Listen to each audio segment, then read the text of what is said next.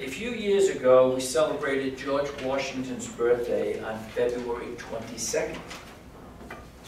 Not anymore. Now it's called President's Day. Today, William is going to talk specifically about 4 presidents born this month, and the presidency in general. It is his intent that his remarks will be informative, or at least memory refreshing. Since this is election year, it certainly will be timely. For you who may not know, William resigned his active membership last October, but was awarded Toastmaster Emeritus status, for which he will be forever grateful.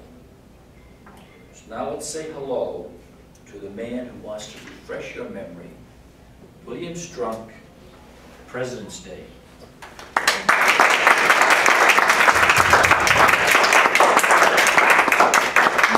Thank you, Mr. Postmaster. Well, here we are, up to this thing smack dab in the middle of it.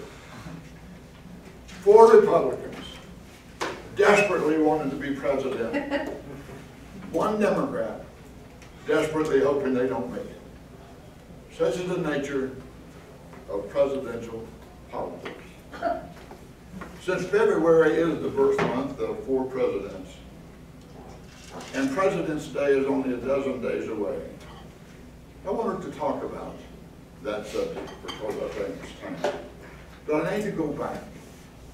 I need to go back to April 1789, when President George Washington was unanimously elected the first president of the United States. Back then, there were no Democrats or Republicans. Washington wanted to be president, but unlike today, he didn't campaign for the job. He was re-elected for a 2nd term, again uncontested and unanimously. He had rebuked the officers, and he had refused a 3rd term, just refused. And he had rebuked his officers earlier on because they wanted to make him king. And so now he didn't want a 3rd term because he didn't want to create a monarchy. No other president was ever elected more than twice, except for FDR. He was elected 4 times. One other president, President Grant, wanted to a 3rd term, but his party denied him the nomination. 61 years ago this month, the 22nd Amendment established a 2-term limit. By the way, if the vice president were to fill the spot, and he served in that position for 2 years, then he could only be re-elected 1 time because the 2 years was counted as a term.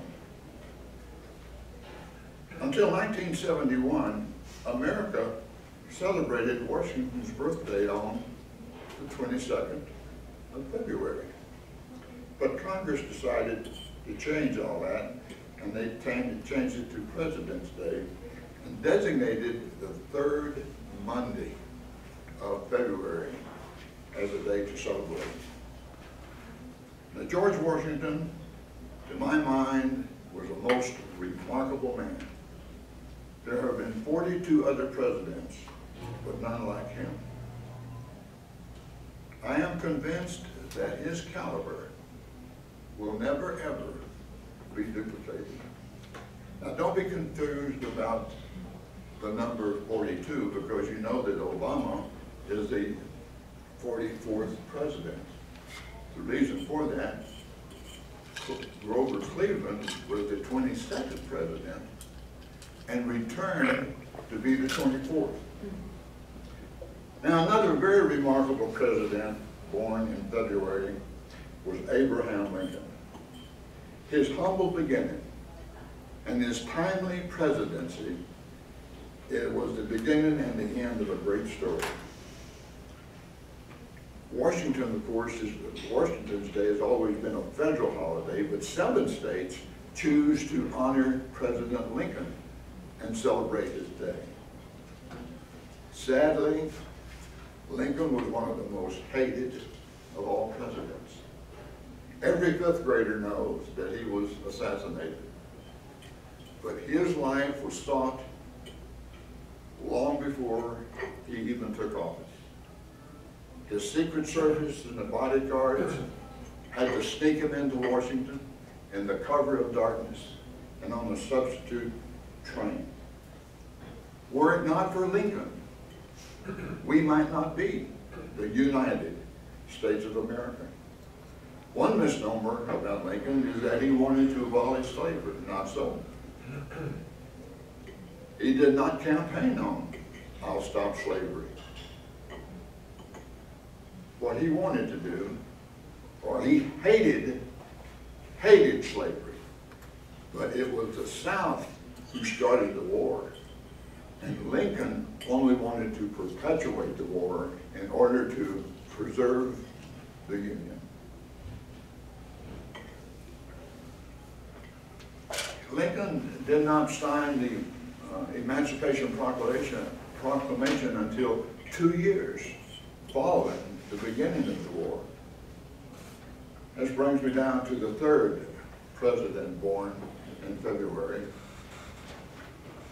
President Ronald Reagan. Just this past Monday, the 6th, was his birthday.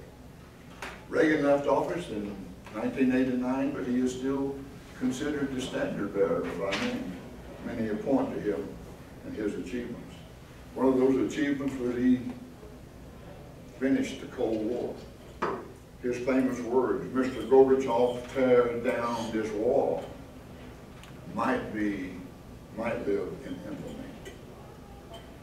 I need to move along to come to the last and the 4th president born in this month. And who was that? William Henry Harrison. Harrison was born this day on the 9th of February.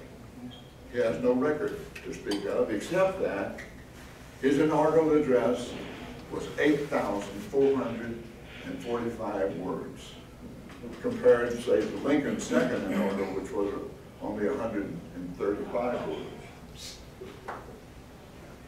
He died a month after he was inducted because it was a cold, rainy day. He gave his speech out in the rain with no coat or overcoat, rode his horse in the inaugural parade, and got sick and died. And he was the only president, or he was the first president that died in office. Now, final note before I take my seat. One great thing about this country is that every 4 to 8 years, depending on the voter, we have a changing of the guard, but it's always very peaceful. And so that's something to be thankful for on President's Day, that we have something really to be proud of about the way we conduct our leadership. Mr. President, Mr. Toastmaster.